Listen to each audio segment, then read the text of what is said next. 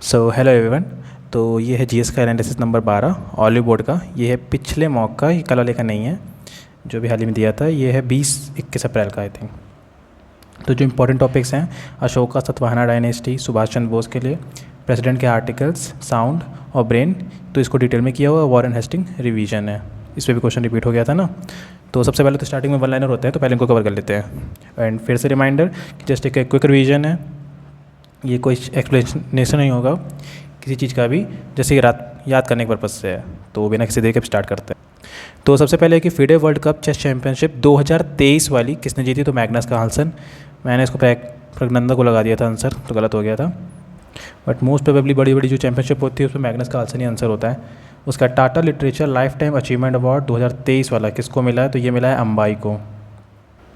इसके बाद ये इकोनॉमिक्स से रिलेटेड क्वेश्चन था कि कौन सी दो चीज़ें इसमें से ऐसी थी जो कि ट्रांसफ़र इनकम्स हैं बट इसको नेशनल इनकम में कंसीडर नहीं किया जाता है, नेशनल इनकम में कंसीडर नहीं करते हैं।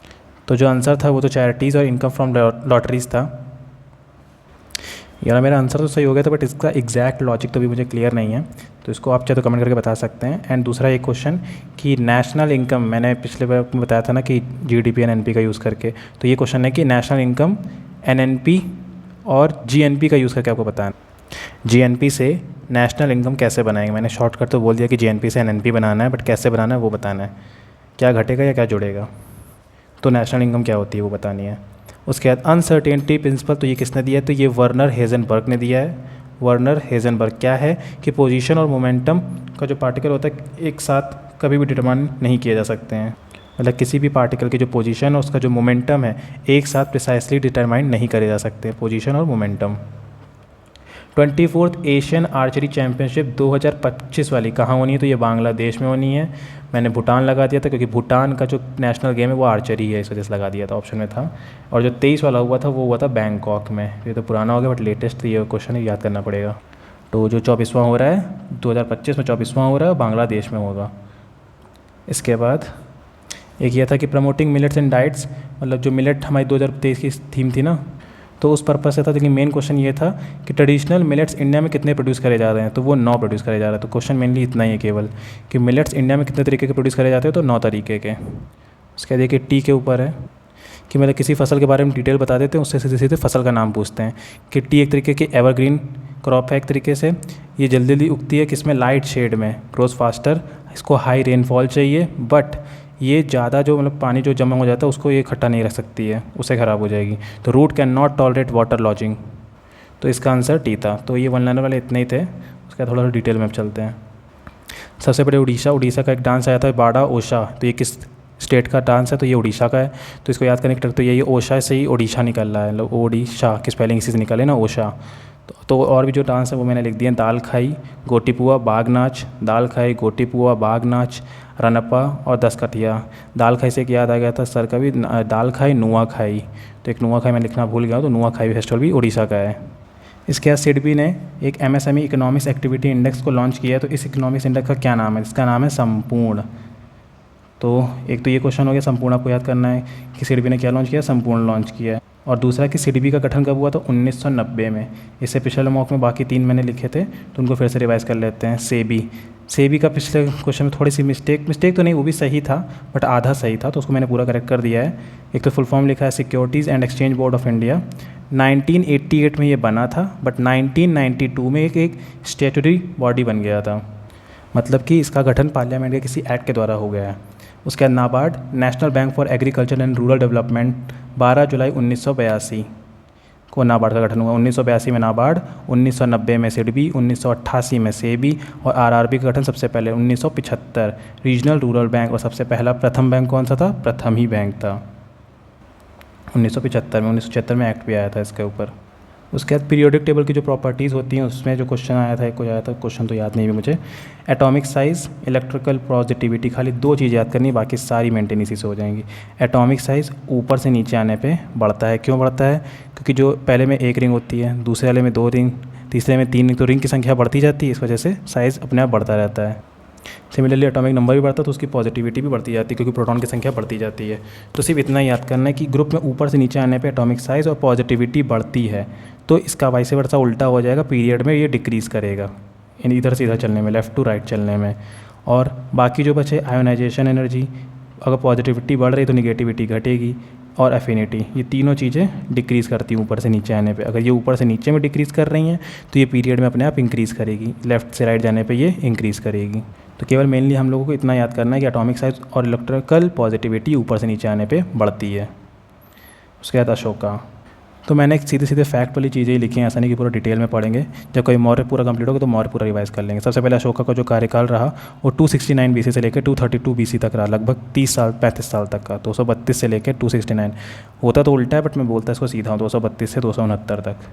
सबसे पहले कि इनका देवनाम प्रिय या प्रियदर्शिनी, दो नाम से अशोका फेमस हुए हैं, देवनाम प्रिय और प्रियदर्शिनी। एक अशोका वर्धान भी, बट ये दोनों ज़्यादा इंपॉर्टेंट हैं। तो ये किस इंस्क्रिप्शन में लिखा है, तो ये गुर्जरा इंस्क्रिप्शन में लिखा है, और मस्की इंस्क्रिप्शन में इनका नाम अशोका वर्धान भी लिखा है।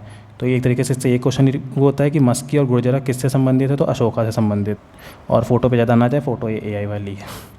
ओके, इनके दो बच्चे थे, एक सन और एक डॉटर, उसका नाम था महेंद्र और संघमित्रा। ये भी फेमस है इस वजह से क्योंकि इन्होंने साउथ में बुद्धिज़्म का प्रमोट करने के लिए भेजा था, श्रीलंका और साउथ अफ्रीका में बुद्धिज़्म को प्रमोट करने के लिए भेजा था।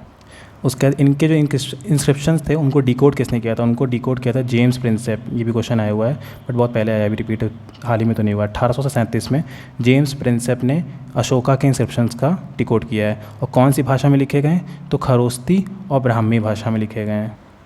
और अशोका ने क्या क्या बनवाया, तो धामक स्तूप ये यूपी के सारनाथ में, बनारस के पास में, और सांची स्तूप MP के रायसेन डिस्ट्रिक्ट में है। और जो क्वेश्चन आया था वो क्वेश्चन आया था कि कलिंग वॉर अशोका के राजा बनने के कितने सालों बाद हुई थी। तो ये अलग ही टाइप का क्वेश्चन था बट याद तो करना पड़ेगा। 261 BC में हुआ था और 269 में ये राजा बना था, इनके 8 साल बाद कलिंग का वॉर हुआ था। तो 261 BC में कलिंग वॉर हुआ था। और किससे हुआ था, ये नंदराज वर्सेस अशोका। और ये किस में लिखा हुआ है, नंदराज उस समय राजा था कलिंग के, तो ये एलिफेंटा केव इंस्क्रिप्शंस में लिखा हुआ है। मैंने यहाँ एक चीज़ लिखना भूल गया हूँ, एक करवेला करके शायद आई थिंक नाम था, क्योंकि कलिंग का एक राजा हुआ करता था करवेला, तो करवेला कलिंग से रिलेटेड है। एक एनालिसिस में मैंने ये लिखा हुआ किसी। तो इसके बाद सुभाष चंद्र बोस, तो सबसे पहले तो सुभाष चंद्र बोस जी को नेताजी कहते हैं, सबको ही पता है, इसमें तो कुछ है नहीं। और कटक बंगाल प्रेसिडेंसी में इनका जन्म हुआ था। मैंने सिर्फ फैक्ट लिखे हैं, कोई कहानी वहानी कुछ नहीं है, सीधे सीधे जो ज़रूरी है सिर्फ वो याद करना है कि इन्होंने स्वराज नाम का न्यूज़पेपर स्टार्ट किया था। 1930 में ये कलकत्ता के मेयर बने थे, ये वैसे इतना इंपॉर्टेंट नहीं है। इन्होंने जय हिंद का टर्म निकाला है, मतलब दिया था, तुम मुझे खून दो मैं तुम्हें आज़ादी दूंगा, ये तो सबने सुना है, तो ये इन्होंने दिया है। और ये ग्रीन लाइन से जो मैंने कहा इतना इंपॉर्टेंट नहीं, बस ऐसे लिख दिया है, not in a favour of non violence की तरफ फेवर नहीं देते थे, ये देते थे कि फ़ोर्स लेके आओ, सीधा आज़ादी करनी है, पूरी कंप्लीट स्वराज चाहिए इनको, और आज़ादी लेंगे, फ़ोर्स लेके आएंगे। अब जो इंपॉर्टेंट फैक्ट्स हैं वो है कि 1938 में INC का प्रेसिडेंट बने थे, हरिपुरा अधिवेशन जो हुआ था हरिपुरा वाला के 1938 में, इसमें तो ये प्रॉपर रहे थे। 1939 में ये फिर से INC के प्रेसिडेंट बने थे बट इन्होंने रिज़ाइन दे दिया था किसी कारणवश से, जो भी हुआ था उस समय महात्मा गांधी जी के साथ में। और जो सेशन था वो था त्रिपुरी सेशन, ये त्रिपुरा नहीं, ये त्रिपुरी है, ये MP में पड़ता है। उसके बाद 1939 में ये रिज़ाइन देने के बाद इन्होंने अपनी एक वो ब्लॉक को निर्माण किया था, मतलब ऑल इंडिया फॉरवर्ड ब्लॉक बनाई थी। उसके बाद और भी स्टोरी इनकी फिर रही है कि 1941 में इनको घर में कैद कर दिया गया था, कहीं जाने नहीं देते थे, बट ये चुपके से निकल गए थे फिर बेसिस बदल के। ओके, तो क्वेश्चन जो आया था वो आया था कि आज़ाद हिंद फ़ौज कहाँ पर बनी थी, तो आज़ाद हिंद फ़ौज सिंगापुर में बनी थी। इससे रिलेटेड एक दो बातें और है कि आज़ाद हिंद फ़ौज जो पहली थी वो किसके अंडर में थी, तो वो थी मोहन सिंह के अंडर में, 1942 से थोड़ा पहले तक का। फिर 1942 में इसको बैन कर दिया गया था, बंद कर दिया गया था। फिर जो दूसरी बनी थी वो बनी थी, सुभाष चंद्र बोस जी ने उसका कमांड किया था जुलाई 1943 में सिंगापुर में। बट ये नॉर्मली जो क्वेश्चन पूछा जाता है वो यही पूछा जाता है कि आज़ाद हिंद फ़ौज किसने बनाई थी, तो सुभाष चंद्र बोस जी का नाम आता है। जब तक स्पेसिफाई ना करे फर्स्ट और सेकंड तब तक ये क्वेश्चन का आंसर चेंज नहीं होगा। और इन्होंने एक बुक लिखी है द इंडियन स्ट्रगल, तो ये याद रखनी है। इसका सतवाहना डायनेस्टी, ये इतनी इंपॉर्टेंट डायनेस्टी नहीं, बस इसमें यही एक इंपॉर्टेंट क्वेश्चन है कि इसका कौन फाउंडर था, तो वो था सिमुक, S से सतवाहना, S से सिमुक, बस इतना याद कर लेना है। बट कोइंसिडेंस के अभी टेक्स्ट बुक का मॉक गया तो उसमें भी सतवाहना के क्वेश्चन आ गए थे, तो मैंने थोड़ा सा इसको डिटेल कर दिया। तो 28 BC से लेकर 3rd AD तक का, इतना इंपॉर्टेंट ये नहीं है। आंध्र प्रदेश, हाँ इतना याद कर सकते कि आंध्र की डायनेस्टी है ये, मतलब आंध्र प्रदेश साइड की। तो इसका फाउंडर कौन था, सिमुक, ये इंपॉर्टेंट है। कैपिटल शिफ्ट करी थी विदिशा से प्रतिस्थान, महाराष्ट्र में, MP से महाराष्ट्र में प्रतिस्थान। इसके बाद भी कुछ राजा है, सतकर्णी फर्स्ट, हाल, जो मेन है ये गौतमी पुत्र सतकर्णी। और जो गौतमी पुत्र हैं ये अपने नाम के आगे मदर का नाम लगाते थे, मतलब कि गौतमी का जो पुत्र सतकर्णी वो राजा का नाम है पूरा, गौतमी पुत्र सतकर्णी। जो भी टेक्स्ट बुक में क्वेश्चन पूछा गया था वो ये पूछा गया था कि गौतमी पुत्र सतकर्णी के बाद में कौन राजा बना था, तो मैंने आंसर ऐसे ही टिक किया था। अगला नाम था वशिष्ठी पुत्र पुलमावी, मेरे को यही सबसे अप्रोप्रिएट लगा था, इसमें माता का नाम लिखा हुआ था, तो वो आंसर मेरा सही हो गया था। गौतमी पुत्र सतकर्णी के ही बेटे हैं, मतलब वशिष्ठी पुत्र पुलमावी। तो ये दोनों याद करना है। इन्हीं के टाइम पे ये लैंड को भी डोनेट किया करते थे ब्राह्मण्स को। और इसी से रिलेटेड ऑलिव बोर्ड में क्वेश्चन आया था कि Satavahana kingdom was divided into sub divisions called आहार्स या राष्ट्र, तो इसको क्या कहते थे एक्चुअल में, क्या होता था, इसका मतलब डिस्ट्रिक्ट होता था। और एक ये फैक्ट था कि वशिष्ठ पुत्र पुलमावी ने अटैक किया था साउथ इंडिया पे, और फर्स्ट आंध्र सम्राट ऑफ इंडिया बने थे यही वशिष्ठ पुत्र पुलमावी। तो सतवाहना में इतना इंपॉर्टेंट है। मेन सिमुक वाला क्वेश्चन जरूर याद रखना, ऐसे सतवाहना ऐसे सिमुक वैसे ऐसे याद कर लें। वॉरेन हेस्टिंग तो रिवीजन में है। तो सबसे पहले तो इसका कार्यकाल 1773 से लेकर 1784 तक। जो पहले क्वेश्चन आया था कि दस्ता किसने अबॉलिश कर दिया था, क्यों, क्योंकि जो ऑफिशियल्स थे उनके बीच में करप्शन हो रहा था बहुत ज़्यादा इंटरनल ट्रेड को लेके। जब ये आया 1773 में तब एक एक्ट आया, जब ये गया 1784 में तभी दूसरा एक्ट आया, पिट्स इंडिया एक्ट 1773 में, रेगुलेटिंग एक्ट। इसके टाइम पे दो वार हुई थी बड़ी बड़ी, पहली मराठा दूसरी मैसूर, इसको ऐसे ही बोलना भी है, पहली मराठा क्योंकि पहली हुई थी, और दूसरी मैसूर तो दूसरी मैसूर की ही हुई थी। मराठा में सलवाई की ट्रीटी, मैसूर में मैंगलोर की ट्रीटी दूसरी। मराठा का भी अब सामने ऐसे याद करने पड़ेंगे क्योंकि क्वेश्चन एक जगह दिखा था कि उसमें शायद क्वेश्चन मतलब सन थोड़ा सा पता होना चाहिए कि कौन से सन में कौन सी लड़ाई हुई। तो 1775 से लेकर 82 के बीच में मराठा वॉर, और 80 से 84 मैसूर की वॉर हुई है। एक रोहिला वॉर भी 1774 में इसी के टाइम पे हुई। जो इंपॉर्टेंट क्वेश्चन है वो ये है कि 1774 में सुप्रीम कोर्ट ऑफ कलकत्ता जो बनाया गया था वो इसी के टाइम पीरियड में बनाया गया था। एशियाटिक सोसाइटी ऑफ बंगाल का फाउंडेशन हुआ था 1784 में, इसी का टाइम ड्यूरेशन के अंदर। और जो पहला इंडियन न्यूज़पेपर था दी बंगाल गैजेट, वो भी इसी के टाइम पीरियड में आया था। एक क्वेश्चन फिर से रिपीट कि जो सुभाष चंद्र बोस जी ने कौन सा पेपर निकाला था न्यूज़पेपर, तो वो था स्वराज। और first governor general of Bengal कौन था, तो वॉरेन हेस्टिंग। वैसे मैंने जो क्वेश्चन लास्ट टाइम पूछा था वही पूछा था कि लास्ट गवर्नर ऑफ बंगाल कौन था, तो उसका आंसर भी वॉरेन हेस्टिंग। एक लड़के ने जवाब दिया था, वो भी सही जवाब दिया, तो उसने समझ लिया शायद last governor general of Bengal कौन था, तो वो था विलियम बेंटिक, तो वो आंसर भी सही है। मैंने पूछा था लास्ट गवर्नर ऑफ बंगाल, तो दोनों में फ़र्क है, गवर्नर ऑफ बंगाल और गवर्नर जनरल ऑफ बंगाल। तो दोनों आंसर सही है कि गवर्नर ऑफ बंगाल था लास्ट वॉरेन हेस्टिंग, ये कन्वर्ट हो गया गवर्नर जनरल ऑफ बंगाल। तो इस बात का ध्यान रखना है। ओके, जो अब क्या क्वेश्चन है तो वो आया था कि इसने 2 कोर्ट्स इसके हर डिस्ट्रिक्ट में इसने बनाए थे, कौन से, क्रिमिनल कोर्ट्स और सिविल कोर्ट्स। क्रिमिनल को बोलते थे फौजदारी और सिविल को बोलते थे दीवानी अदालत। तो बस ये एक इंपॉर्टेंट फैक्ट है कि इसके टाइम पे ये आया था। इसके बाद साउंड से रिलेटेड सबसे पहले कि साउंड एक लॉन्गिट्यूडनल वेव है, हिंदी में अनुदैर्ध्य तरंगे बोलते हैं इसको। मतलब कि जो पार्टिकल का मूवमेंट होता है वो वेव के मूवमेंट के सेम ही होता है, जैसे वेव मूवमेंट करती है वैसे ही पार्टिकल्स मूवमेंट करते हैं। एक लेटिट्यूडनल होती है, अनुप्रस्थ तरंगे होती हैं, वो लाइट होती है। तो अभी साउंड से मतलब है, ना ही ये वैक्यूम में चल सकती है और ना ही ये पोलराइज हो सकती है। कैन नॉट लगा हुआ है, cannot travel in vacuum, cannot be polarised. 2 important fact हैं इसके। पहले ये वेवलेंथ, एम्पलीट्यूड, फ्रीक्वेंसी का लेते हैं, देन 2 वाले फैक्ट कि वेवलेंथ क्या होती है। जब साउंड जो ऐसे चलता है, वेव जो चलती है ऊपर नीचे, तो जो ऊपर वाला पार्ट होता है इसको क्रस्ट कहते हैं, और जो नीचे वाला पार्ट होता है इसको ट्रफ बोलते हैं। तो एक क्रस्ट से दूसरे क्रस्ट की जो बीच की डिस्टेंस होती है उसको बोलते हैं वेवलेंथ, और इसको लैम्डा से डिनोट करते हैं। सिमिलरली एक ट्रफ से दूसरे ट्रफ के बीच की जो डिस्टेंस होती है उसको बोलते हैं लैम्डा या वेवलेंथ। जस्ट ये रिवीजन में कोई करके समझा नहीं रहा, इतना अच्छा कोई एक्सप्लेनर नहीं हूँ मैं, जस्ट रिवाइज कर रहा हूँ एक तरीके से। और ये जो हाइट होती है ऊपर से आ जाती है, ये और भी बढ़ सकती है, ऐसे भी जा सकती है, तो उतना ही लाउड हो जाएगी वॉइस। तो ये जितनी जो हाइट होती है इसी को बोलते हैं एम्पलीट्यूड। एम्पलीट्यूड लाउडनेस को डिनोट करता है एक तरीके से, कि अगर ये ग्राफ ऐसे और ऊपर जाएगा तो हाइट और बढ़ जाएगी, तो लाउडनेस और बढ़ जाएगी। अगर जैसे मैं अपनी वॉइस को यहाँ पे तेज़ करूँ तो और तेज़ हो जाएगी लाउडनेस, ऐसे ही वाली चीज़ है बस ये, और कुछ नहीं। उसका फ्रीक्वेंसी पिच को डिनोट करती है, ये काफ़ी कंफ्यूज कर देता है। फ्रीक्वेंसी पिच से रिलेटेड और एम्पलीट्यूड हाइट से रिलेटेड। ऐसे मान लो हाइट मतलब लाउडनेस। और फ्रीक्वेंसी क्या होती है, नंबर ऑफ वाइब्रेशन पर सेकंड, एक सेकंड में जितने वाइब्रेशन हो जाते हैं उसको फ्रीक्वेंसी बोलते हैं। इसकी जो यूनिट होती है वो होती है हर्ट्स या सेकंड इनवर्स 1/T भी कहते हैं। इसकी जो रेंज होती है, हमारी जो सुनने की जो क्षमता होती है वो होती है 20 हर्ट्ज से लेके 20 किलो हर्ट्ज़। अगर 20 हर्ट्ज से नीचे जाएगी तो उसको बोलेंगे इंफ्रासोनिक, और 20 किलो हर्ट्ज से अगर ऊपर जाएगी तो उसको बोलेंगे अल्ट्रासोनिक।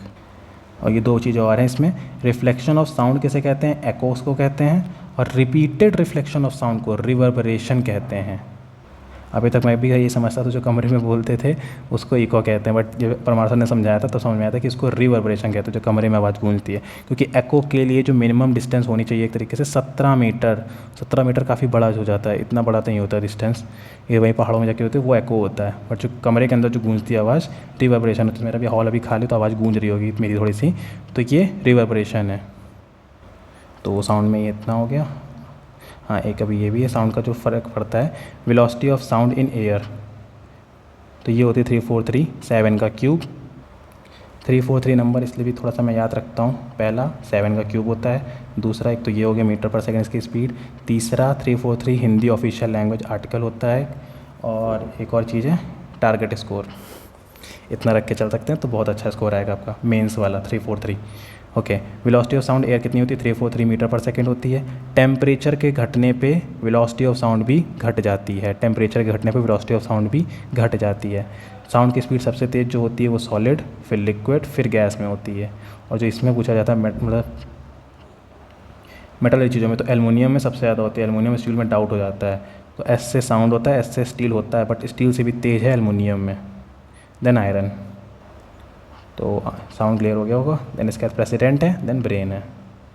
तो प्रेसिडेंट के जो मेन आर्टिकल हैं उनको रिवाइज़ करेंगे। वैसे तो पूरे मैंने ज़्यादातर लिख दिए हैं, बट रिवाइज मेन वाले याद रखने हैं। तो मेनली जो डिनोट करते हैं वो 52 से लेकर 62 तक होते हैं, बट सबसे पहले 52 नंबर में लिखा हुआ है प्रेसिडेंट ऑफ इंडिया, तो पता ही है। 53 में उसको सारी ताकतें देती हैं, executive power of the union, हर तरीके का। सुप्रीम कमांडर होगा, तीनों जो मिलिट्री हमारी, मिलिट्री हो गई, नेवी हो गई और एयरफोर्स। मिलिट्री मतलब आर्मी, नेवी और एयरफोर्स। अब 54-55 सबसे पहले 54 में इलेक्शन है, और 55 में इलेक्शन कैसे लेंगे वो दिया गया है। तो आपको बताना है कि इलेक्शन, मैंने पिछले एनालिसिस में बताया था कि manner of election of president कहाँ से लिया गया है, कहाँ से लिया गया है, इसको कमेंट करके आपको बताना है। इसमें मैंने 1-2 क्वेश्चन और ठोके हैं, पूछे हैं इसी में। ओके, 56 से लेकर 60 तक, 56, 57, 58, 60, मैं इसको टेको बोलता हूँ। टी स्पेलिंग थोड़ी सी TEQCO है, टेको। टेको खाया होगा ना, डोमिनोज का होता है ना, तो वही टेको आप ऐसे याद कर सकते हैं। स्पेलिंग ऐसी TEQCO। तो टी से टर्म, ई से एलिजिबिलिटी, क्यू से क्वालिफिकेशन, सी से कंडीशन, ओ से ओथ है। टर्म ऑफ ऑफिस, ई से एलिजिबिलिटी फॉर री इलेक्शन के लिए एलिजिबिलिटी है। क्वालिफिकेशन फॉर इलेक्शन, क्वालिफिकेशन कौन सी क्या क्या होनी चाहिए? 59 में कंडीशंस ऑफ प्रेसिडेंट ऑफिस की कंडीशंस है, 60 में ओथ है। 60 में 0 आता है, 0 और ओ मैच खाते तो 0 से ओथ, ऐसे भी याद कर सकते हैं। यानी तो टेको, टी से टर्म, ई से एलिजिबिलिटी, क्यू से क्वालिफिकेशन, सी से कंडीशन, ओ से ओथ। 61 इम्पीचमेंट, इसी पे आया था कि कौन से नंबर पे इम्पीचमेंट है। नहीं, ये नहीं आया था, क्वेश्चन आया था शायद थिंक कि इम्पीचमेंट में कौन कौन हिस्सा ले सकता है। तो लोकसभा से भी, राज्यसभा, दोनों में से कहीं से भी इम्पीचमेंट स्टार्ट हो सकता है प्रेसिडेंट को हटाने के लिए। और आज तक का कभी भी हमारे इंडिया में नहीं यूज़ किया गया एक तरीके से, मतलब कोई भी हटाया नहीं गया है। 61 इम्पीचमेंट। 62 इतना इंपॉर्टेंट नहीं, मैंने लिख दिया, time of holding election to fill vacancy in the office of president. 71 matter related to election of president and vice president से रिलेटेड अगर कोई मैटर हो जाएगा तो 71 में दिया है। 72 पार्डन पावर, ये मृत्युदंड को भी क्षमा कर सकता है प्रेसिडेंट, गवर्नर नहीं कर सकता, ये दोनों डिफरेंस है यहाँ पे। तो पार्डन पावर 72 में दिया गया। 74 काउंसिल ऑफ मिनिस्टर, मतलब प्रेसिडेंट को हेल्प करेंगे, एडवाइस देंगे, तो वो आर्टिकल 74 में लिखा गया। 75 में फिर अपॉइंटमेंट हो जाता है प्रेसिडेंट, यहाँ पे मैंने लिखा है अपॉइंटमेंट्स में, तो उसको उस पर भी आता है अपॉइंटमेंट्स में। तो 74 आर्टिकल यहाँ पे, 75 वाला ये है। तो इस पर भी एक इंपॉर्टेंट क्वेश्चन ये बनता है कि काउंसिल ऑफ मिनिस्टर जो एडवाइस करेगा प्रेसिडेंट को, क्या वो बाइंडिंग होगी प्रेसिडेंट पे? तो हाँ, इस पर एक एक्ट आया था, एक्ट के तहत 42वां CAA मतलब कॉन्स्टिट्यूशनल अमेंडमेंट एक्ट 1976 में जो आया था, उसके तहत हाँ बाइंडिंग था। बट 2 साल बाद जब 1978 में 44वां संशोधन किया गया कि एक बार एक तरीके से मौका दिया गया रिकन्सिडरेशन का, तो मतलब एक बार उस एक्ट को वापस करके भेज सकते हैं प्रेसिडेंट कि इसको एक बार सुधार करके लाओ, लेकिन जब सुधार करके दोबारा लाएगा तब जरूर बाइंडिंग हो जाता है। तो एक तरीके से एक अब मौका दिया गया है। इसका भी एक फैक्ट होता है कि मतलब रिकन्सिडरेशन से ऐसा क्या फ़ायदा क्या हो जाएगा, एक बार वापस कर दिया हमने प्रेसिडेंट ने कि इसको एक बार सुधार करके लाओ, और जब दोबारा आएगा तब तो बाइंड हो जाएगा, तो ऐसा क्या फ़ायदा क्या हुआ इससे? ये अगर किसी को पता तो कमेंट करके जरूर बताएगा। वैसे मुझे पता है, मतलब सर नहीं बताया था, परमार सर ने क्लियर किया था इस चीज़ को। ऐसा इसलिए होता है कि अगर रिकन्सिडरेशन के लिए प्रेसिडेंट अगर वापस भेजता है उस एक्ट को, तो ये जो न्यूज़ होगी एक तरीके से सामने जब आ जाएगी ना, तो इस पर तब लोगों का ध्यान जाता है कि ऐसा प्रेसिडेंट ने इसको वापस किया तो कुछ ना कुछ तो वजह होगी इस चीज़ पे। ऐसा होता है इस चीज़ के, तो इसका फ़र्क ऐसे दिखता है कि अगर प्रेसिडेंट ने वापस किया तो कोई तो इसमें बात होगी, कुछ गलत है इसमें। ओके 87 में स्पेशल एड्रेस बाय प्रेसिडेंट, ये इतना इंपॉर्टेंट नहीं है। 123 1 2 3 उसको पढ़ते हैं, ऑर्डिनेंस निकाल सकता है, अध्यादेश जारी कर सकता है जब रेसेस पार्लियामेंट नहीं होती तब प्रेसिडेंट इसका यूज़ करके। 143 कितने बार इसको सुप्रीम कोर्ट में भी रिवाइज़ किया था कि सुप्रीम कोर्ट से ये सलाह ले सकता है और बाइंडिंग नहीं होती है। और 352 356 360 इमरजेंसी के आते हैं। नेशनल इमरजेंसी, प्रेसिडेंट रूल लगा सकता है, स्टेट इमरजेंसी इसको बोलते हैं। और 360 में फाइनेंशियल इमरजेंसी। ये डायरेक्टली तो प्रेसिडेंट के आर्टिकल नहीं है, बट इसको भी मैंने यहाँ लिख दिया, 4 के गैप में 352 356 360। उसके बाद अगर अपॉइंटमेंट्स की बात करें किसको किसको ये नियुक्त करता है, इससे एक ये आया कि जो ओथ लेता है प्रेसिडेंट ओथ किसके सामने लेता है, तो ये आपको बताना है। नॉर्मली सारे लोग प्रेसिडेंट के सामने लेते हैं, बट प्रेसिडेंट किसके सामने ओथ लेता है, या प्रेसिडेंट को कौन ओथ दिलवाता है, ये आपको बताना है।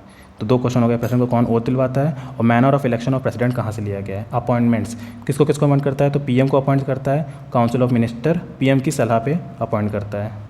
एक और क्वेश्चन कि ये जो अभी चुनाव हो रहे हैं, इसी पे तो चुनाव हो रहे हैं पीएम को लेके, तो हम लोगों को पता है कि जैसे कि बीजेपी की तरफ से नरेंद्र मोदी जी का जो चेहरा है, तो ये तो पहले से अपॉइंट हो चुके हैं एक तरीके से, मतलब बनेंगे तो बीजेपी में वही बनेंगे। तो ऐसा क्यों कहते हैं कि प्रेसिडेंट ही पीएम को अपॉइंट करता है, तो इसीलिए बस थोड़ा सा ज़रूरी होता है कि एक बार सिलेबस कवर करने से कि डिटेल में भी पता हो थोड़ी थोड़ी कहानी। तो मैं कहानियाँ या तो बताता नहीं हूँ, सीधे सीधे रिवाइज़ करता हूँ, बट दिमाग में मेरे चलता रहता है कि हाँ ऐसा क्या है।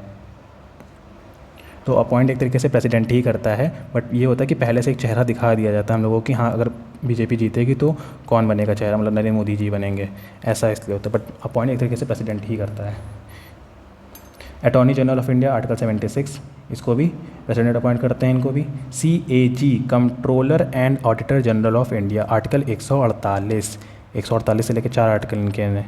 सुप्रीम कोर्ट और हाई कोर्ट के जजेस CAG हो गया, AG हो गया, CAG हो गया, सुप्रीम कोर्ट और हाई कोर्ट के जजेस हो गया। CEC चीफ इलेक्शन कमिश्नर जो होते हैं, 324 आर्टिकल में जो लिखे हैं, जो चीफ वाले होते हैं। इसके बाद इसमें 2 और बढ़ा दिए गए थे इलेक्शन कमिश्नर 1988 में आई थिंक, क्योंकि जो एज था 61 आर्टिकल आया था उसमें एज घटा दी गई थी, 21 साल से लेकर 18 साल कर दी गई थी कि 18 साल से ऊपर तक के सब इलेक्शन दे सकते थे। तो उसको संभालने के लिए 1989 में 2 बॉडी बन गई थी, मतलब 2 लोग और इलेक्शन कमिश्नर बन गए थे। चीफ इलेक्शन कमिश्नर 324 में है। फाइनेंस कमिश्नर को अपॉइंट करते हैं, गवर्नर को अपॉइंट करते हैं, और भी हैं UPSC के चेयरमैन हो गए, और भी जो शेड्यूल कास्ट के जो होते हैं हेड, उनको मैंने मेन यहाँ पे लिख दिए मेन सारे, तो इतने ज़रूरी हैं याद करना। उसके बाद वीटो पावर्स, तो इसको डिटेल में नहीं ले जा रहा, बस 3 तरीके की वीटो है हमारे प्रेसिडेंट के पास में, एब्सोल्यूट वीटो, सस्पेंसिव वीटो और पॉकेट वीटो। क्वालिफाइड वीटो भी एक होता है जो USA के प्रेसिडेंट के पास में, अपने पास में नहीं, अपने प्रेसिडेंट के पास में नहीं है। तो ये कौन से आर्टिकल में मेंशन है ये आपको बताना है, सीधा सीधा कहीं नहीं मिलेगा। हिंट दे देता हूँ कि असेंट टू बिल ऐसा लिखा होगा, वो आर्टिकल नंबर है। असेंट टू बिल को असेंट करने वाली चीज़ें प्रेसिडेंट की तरफ से, तो ये उसी के अंदर में आ जाता है। एंड पॉकेट वीटो एक बार इस्तेमाल किया गया है किस बिल पे, तो इंडियन पोस्टल बिल 1986 में लाया गया था, उस पर पॉकेट वीटो लगा दिया गया था। तो PO से पॉकेट, पॉ और पो से पोस्टल। तो प्रेसिडेंट हो गया कंप्लीट। मैंने सोचा नहीं था इतना टाइम लगेगा, बट लग गया इसमें थोड़ा सा। 3 क्वेश्चन मैंने से पूछे, वो आप कंप्लीट करके बता दीजिएगा। एक तो वीटो पावर का आर्टिकल, दूसरा कि ओथ किसके सामने लेता है, कौन दिलवाता है इसको ओथ, और मैनर ऑफ इलेक्शन कहाँ से लिया गया है। देन इसके बाद ब्रेन। तो सबसे पहले ये जो स्ट्रक्चर है ये न्यूरॉन का स्ट्रक्चर होता है पूरा। न्यूरॉन के 2 पार्ट याद करने हैं, एक तो एक्सॉन और डेंड्रॉन। एक्सॉन ये लंबा लंबा जो होता है, और डेंड्रॉन जो इन्फॉर्मेशन को रिसीव करता है। भेजता कौन है, सेंड्स इन्फॉर्मेशन। एक्सॉन भेजता है और डेंड्रॉन रिसीव करता है। और information transfer through electrical impulses के थ्रू ट्रांसफ़र होती है। तभी जो भी कभी वीडियो एकदम देखा होगा किसी का, तो उसमें इलेक्ट्रिसिटी टाइप की ट्रांसफ़र होती है ब्रेन के अंदर, वैसा है। तो इलेक्ट्रिकल इम्पल्सेस के थ्रू जो इन्फॉर्मेशन है वो ट्रांसफ़र होती है। और इसके ऊपर एक्सॉन के ऊपर जो शीट लगी है ये कवर होता है, ये माइलिन शीट कहलाती है। और एक डेंड्रॉन से या एक न्यूरॉन से दूसरे न्यूरॉन के बीच का जो गैप होता है, ये जो गैप है ना कि छू रहा कोई, जो गैप होता है उसको साइनैप्स बोलते हैं। इन्हीं के बीच में इन्फॉर्मेशन ट्रांसफ़र हो जाती है, इसको साइनैप्स बोलते हैं। ये टर्म भी इंपॉर्टेंट है साइनैप्स वाला। उसके बाद अब आते हैं मेन ब्रेन के ऊपर। तो सबसे पहले जो हमारा जो सर के ऊपर जो स्किन होती है उसके नीचे, और जो ब्रेन के ऊपर उसके जो बीच में 3 परत होती हैं। ये 3 जो रेड, ग्रीन और ब्लू कलर से मैंने बनाया है। तो सबसे पहले ड्यूरा मैटर बोलते हैं सबसे हार्ड वाली को, डैप से मैंने याद किया हुआ है। आर्कैनॉइड सेकंड वाली को, और पायामीटर थर्ड वाली को, ये सॉफ्ट होती है सबसे नीचे। ये इतनी इंपॉर्टेंट नहीं है, इनको तीनों को मिला के मेनिंग्स बोलते हैं, यानी कि एक जो ब्रेन और हमारे जो स्किन है ऊपर बालों वाली, इसके बीच में जो होती है उसको। ड्यूरामीटर, आर्कैनॉइड, पायामीटर इतना इंपॉर्टेंट नहीं है, इग्नोर भी कर सकते हैं। अब बात करते हैं मेन ब्रेन की। सबसे पहले तो इसमें जो रेड हिस्सा दिख रहा है ये वाला पूरा, तो ये हमारा जो फ्रंट ब्रेन है वो, या फोर ब्रेन बोलते हैं उसको, फोर ब्रेन, मिड ब्रेन और हिंड ब्रेन, मतलब पीछे का ब्रेन, और ये हो गया फ्रंट का ब्रेन, और ये बीच वाला ब्रेन, ये 3 कलर में ऐसे डिवाइडेड है। तो इसको एक बार मैं अगर हटा दूँ, जैसे तो मैं लगा दूंगा फिर से, तो ये क्लियरली में ऐसे दिखेगा ये, कि फ्रंट ब्रेन के थोड़े से ज़्यादा पार्ट हैं। फ्रंटल लोब ये वाला रेड वाले पार्ट को कहते हैं, ग्रीन वाले को पैरिटल लोब, ये जो येलो है ब्राउनिश टाइप में है इसको ऑसिपिटल लोब, और एक और ये टेम्पोरल लोब है ये नीचे।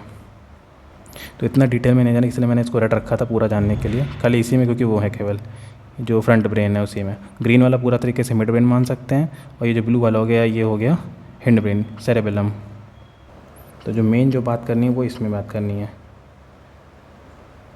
कि फोर ब्रेन, मिड ब्रेन और हिंड ब्रेन 3 पार्ट होते हैं। फोर ब्रेन के अंदर 4 पार्ट आते हैं। एक आता है cerebrum, olfactory region, thalamus, hypothalamus. तो उसमें जो सीधे सीधे दिख रहे हैं हाइपोथैलेमस और थैलेमस, वो तो दिख रहे हैं, बट इतना ज़रूरी नहीं कि आपको डायग्राम से सीधे सीधे याद करना है। बड़ा बड़ा खाली डायग्राम आपको याद रखना है कि कितना हिंड पार्ट है, कितना फोर ब्रेन का पार्ट है, कितना मिड ब्रेन का पार्ट है। तो क्वेश्चन जो आया था वो सेरेब्रम से रिलेटेड ही आया था, वो स्टेटमेंट मैंने तीनों ऐड कर दिए, वो भी देख लेंगे। सबसे बड़ा सेरेब्रम, ब्रम को भ्रम, भ्रम से बड़ा कुछ नहीं है, ऐसा याद करना है, भ्रम से बड़ा कुछ नहीं है। यानी 2/3 पार्ट ऑफ द ब्रेन होता है ये सेरेब्रम, सबसे बड़ा। दिख भी रहा रेड वाला पार्ट, सबसे बड़ा पार्ट जो है ब्रेन का यही है। ये मैंने यहाँ पे शॉर्ट में लिख दिया FL, वही frontal lobe, TL temporal lobe, PL partial lobe और OL ऑसिपिटल लोब। तो अब इसको आप डायग्राम से कनेक्ट करके चल सकते हैं। फ्रंटल लोब फोरहेड का पार्ट होता है, ये आगे वाला पार्ट होता है, ये वाला हटा देते हैं। ये ईयर पोर्शन जो टेम्पोरल लोब होता है, ईयर पोर्शन होता है, इसी जगह हम लोग का ईयर आता है। और उसके बाद जो ये पार्शियल लोब ये टॉप ऑफ द हेड होता है, ये टॉप ऑफ द हेड हो गया इधर वाला। एंड OL जो हो गया occipital lobe, back of the head, ये पीछे वाला पार्ट हो गया। ओके, तो जो फोरहेड वाला पार्ट होता है FL, F से फ्रंटल, F से फोरहेड वाला पार्ट हो गया। तो ये थॉट और मेमोरी जो हम लोग माथे में दिखाते हैं एक तरीके से, कि हम लोग यहीं से सोचते हैं एक तरीके से। TL हो गया टेम्पोरल लोब, ईयर का पार्ट करते हो तो सीधे सीधे सुनने वाली बात हो गई। PL टॉप ऑफ हेड, यहाँ से टेस्ट और टेम्परेचर के बारे में डिटेक्ट करता है, जो पार्शियल लोब होता है ऊपर। OL back of the head होता है, ये विजन को डिटेक्ट करता है। यही एक कारण हमको बताया गया था जब पढ़ा था मैंने, कि बैक ऑफ द हेड मतलब पीछे से हम लोग देख लेते हैं ना, बोलते हैं ना पीछे से सेंस कर लेते हैं, कि जो ऑसिपिटल लोब है हम लोग के ब्रेन के पीछे होता है ना, तो वहीं से विजन को डिटेक्ट करता है एक तरीके से। इसे कहते हैं कि हम लोग के पीछे भी आँखें होती हैं। अब इसको तेज़ी से ख़त्म करते हैं। मेन तो यही था। ऑयल फैक्ट्री रीजन, ये स्मेल से रिलेटेड है। ऑयल फैक्ट्री इसको मैं बोलता हूँ, ऑयल फैक्ट्री बोलता हूँ, ऑयल से याद आ जाएगा, ऑयल की स्मेल करना, तो स्मेल से रिलेटेड है सीधे सीधे। थैलेमस और हाइपोथैलेमस, तो थैलेमस रिप्रोडक्शन से रिलेटेड और हाइपोथैलेमस इमोशन से रिलेटेड है। थैलेमस जो होता है ये पाइनियल ग्लैंड से कनेक्टेड होता है, और जो हाइपोथैलेमस होता है ये पिट्यूटरी ग्लैंड से कनेक्टेड होता है। और जिसके बाद मिड ब्रेन है, मिड ब्रेन से पोन्स आता है। पोन्स का बस इतना काम है, ये ब्रेन को जो हमारी जो रीढ़ की हड्डी होती है उसके बीच में जो जॉइंट होता है उससे रिलेटेड है पोन्स, बस इतना। मिड ब्रेन पे इतना क्वेश्चन नहीं आता है। सेरेब्रम और सेरेबेलम, इसमें बहुत डाउट हो जाता है टर्म में। सेरेब्रम फोर ब्रेन का पार्ट है और सेरेबेलम हिंड ब्रेन का पार्ट। तो सेरेबेलम का मतलब इतना होता है, जो बॉडी जो पोस्चर होता है उसको मेंटेन करना है। इसको मैं बैला के बोलता हूँ कि सेरेबेलम बैला, मतलब बैल की तरह चलता है ना, बॉडी पोस्चर मेंटेन करके चलना। तो जो अल्कोहल से इफेक्ट होता है वो यही वाला पार्ट है। आप खुद भी सोच सकते हैं, अल्कोहल पीने के बाद जो बॉडी होती है लड़खड़ाने लगती है, तो बॉडी पोस्चर सही नहीं होता है, तो सेरेबेलम में इफेक्ट करता है। वही चीज़ है ये। मेडुला कंट्रोल करता है इनवॉलंटरी एक्शन, जो हमारी हार्ट बीट हो गई, ब्रीथिंग हो गई, रेस्पिरेशन हो गया, डाइजेशन हो गया, हार्ट बीट हो गई, ये सारे मेडुला के अंदर में आते हैं। और जो स्टेटमेंट्स आई थी वो यही आई थी सेरेब्रम से रिलेटेड, कि क्या क्या कंट्रोल करता है। वॉलंटरी मसल्स को कंट्रोल करता है, receive and process information from sense organ से रिलेटेड, और एक्टिविटी ऑफ थिंकिंग से रिलेटेड है, रीजनिंग से रिलेटेड। तो ये सारी चीज़ें ऊपर ही कवर हो गई थी, ये सारी जो लिखी है ना, थॉट और मेमोरीज कनेक्टेड है, सेंस ऑर्गन्स हैं, और कौन सा था, वॉलंटरी मसल्स भी आ गई। तो सोचा नहीं था कि ब्रेन और इसमें इतना टाइम लग जाएगा प्रेसिडेंट में, बट आई होप कि मैंने आपको ये क्लियर कर दिया होगा। और जो प्रेसिडेंट के क्वेश्चन पूछे हैं वो ज़रूर बताएगा, इंपॉर्टेंट क्वेश्चन हैं। सो आई होप कि आपको ये वीडियो अच्छा लगा होगा, और जो भी अगर डाउट हो आप क्वेश्चन करके पूछ सकते हैं। और जो ये PDF है वो अलग से जो ग्रुप बना पेड वाला, उसमें आप बस जो डिस्क्रिप्शन में लिंक है, जो टेलीग्राम का जो यूज़र ID है, आप वहाँ मैसेज करिए, आपको वहाँ पे इन्फॉर्मेशन मिल जाएगी कैसे ऐड होना है, तो वहाँ से आप इसको एक्सेस कर सकते हैं। सो आई होप कि आपको कुछ समझ में आया होगा, आपको अच्छा लगा होगा वीडियो। मिलते हैं नेक्स्ट वीडियो में, तब तक आप प्रैक्टिस करते रहिए। Thank you.